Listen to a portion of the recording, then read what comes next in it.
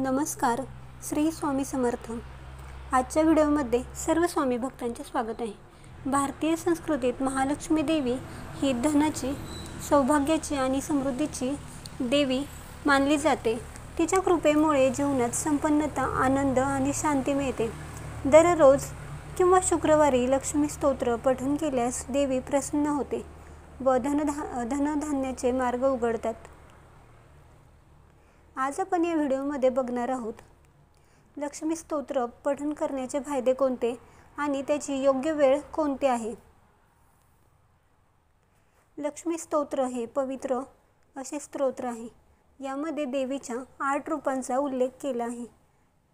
धनलक्ष्मी, धान्यलक्ष्मी, गजलक्ष्मी, संतानलक्ष्मी, विजयलक्ष्मी, ऐश्वर्यलक्ष्मी, धैर्यलक्ष्मी आणि विद्यालक्ष्मी ही देवीची 8 रूपे आहेत.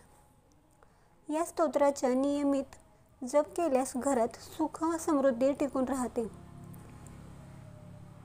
या स्तोत्र पठणाचे फायदे कोणते होतात तर लक्ष्मी स्तोत्र जो भक्त म्हणतो त्याला धनधान्याची कमी राहत नाही. अडलेले पैसे मिळतात आणि आर्थिक प्रगती होते. व्यवसायात, करिअरमध्ये नवीन संधी मिळतात. स्तोत्र पठणामुळे घरातील वातावरण पवित्र होते.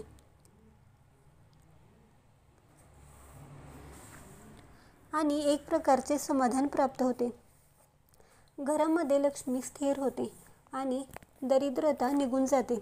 रोज सकाळी लक्ष्मी स्तोत्र पठण केल्यास मन स्थिर होते, आत्मविश्वास वाढतो.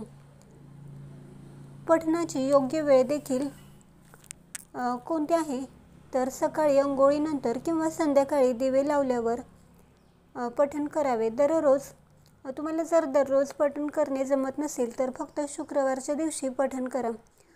तसेच पठण झाल्यावर ओम श्री महालक्ष्मी नमः याचा 108 वेळा जप करा.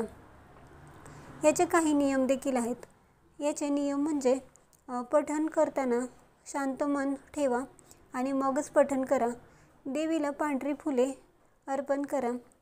स्तोत्र झाल्यानंतर आरती पठण करा आणि गोड प्रसाद देवीला अर्पण करा.